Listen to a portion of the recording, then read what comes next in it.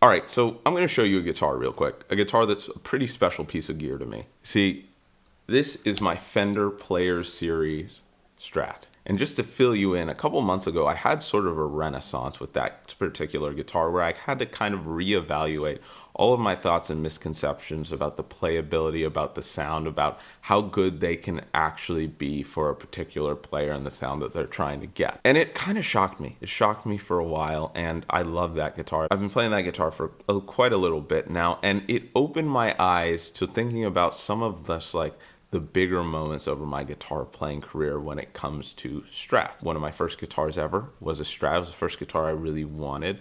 I play a G&L on a regular basis. I've loved like John Mayer, Frusciante, and all those guys, Jimi Hendrix, Stevie Ray Vaughan, whoever you want to categorize as a Strat player. And just in talking to different guitar players about who are you? Like, what kind of guitar do you play? Even when I'm using a non-S style guitar, I usually tell people I'm a Strat guy. But earlier this weekend, I was kind of on a journey, and I'll call it a journey if I can, to restring basically all my guitars and to get them kind of set up and ready to play. And I discovered my Tele. The Tele that I had gotten the same time as when I got the Player Series Strat. It's a Fender Player Series Tele.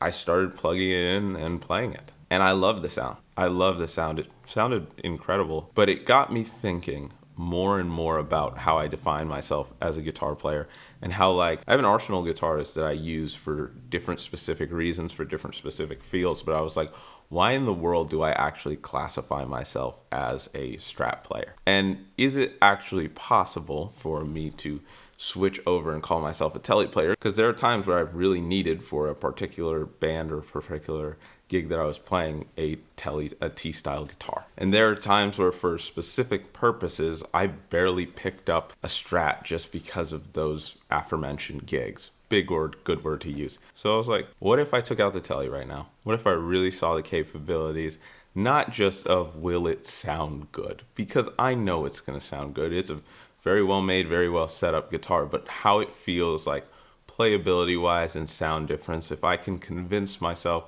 in any way, shape, form, or fashion to start appreciating this guitar a little bit more. So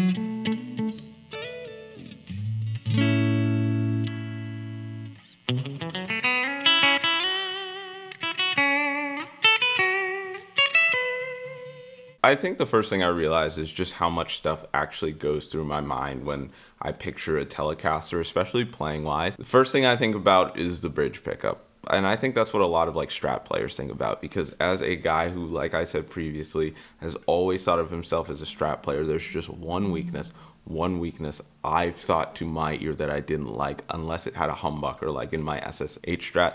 I don't like the bridge pickup on most S-style guitars. And even though I'm not a country player by any means, I would prefer that twangy sound a lot of the time. I just really love the way it sounds, and I feel like it's very bold. And that's always been my go-to when I've played Teles.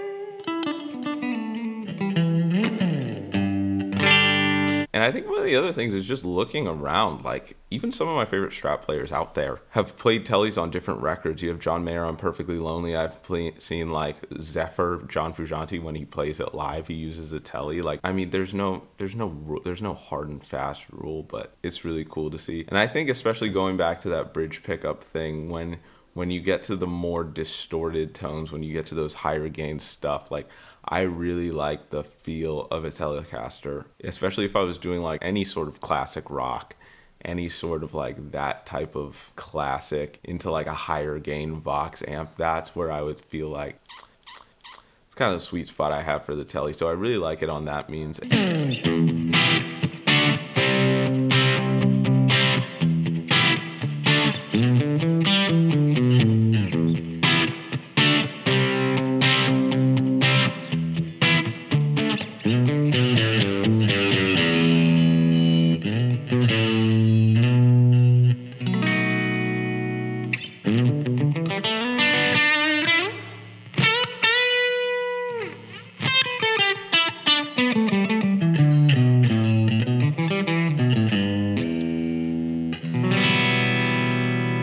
And just in terms of like the fretboard, I'm usually like a rosewood or even an ebony guy. Having paw ferro on it, I was a little bit scared because the Strat that I've been playing most of the time, that's a maple neck, and I know what that's all about. But I've never owned a paw ferro one, but I liked it generally, and it's just like restringing it and actually getting a feel for it. Even sometimes in like genres that I don't usually play, like some Midwest emo stuff. And yes, I do know about those ninth chords and putting those in different contexts with some modulation. Like I was like, ooh, I can see why this guitar really shines with some of like the Gen Z kids and some of that stuff right there currently.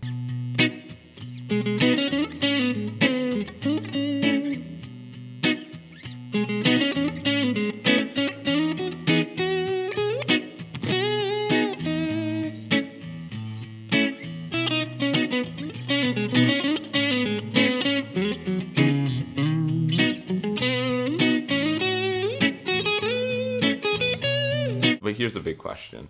Could I hypothetically see myself calling myself a Tele player full-time, calling myself like, that's my guitar, what kind of guitar do you play? I'm a Tele guy and my name is Mike.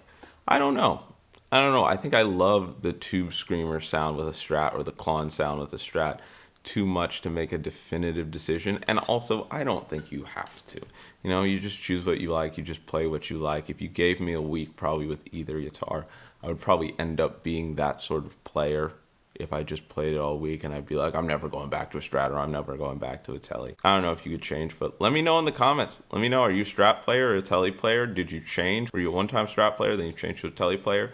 The other way around? Tell me what's your preference. But anyway, thank you so much for watching. It was so great to be able to finally pull out the Tele for the first time in a long, long while, especially the Fender one. I enjoyed playing it so much, and even just like immediately after restringing it, I knew that it felt so good. If you want to know anything more about the guitar or any of the other gear that I used in this video, I got it all from Sweetwater. The links are in the description. One of the best ways to support the channel, if that's something you want to do, or if you're just curious about any of the tones, make sure to check out the links. If you had a good time, make sure to like, make sure to subscribe, hit the bell notification, and most important of all, like most important, have a fantastic day.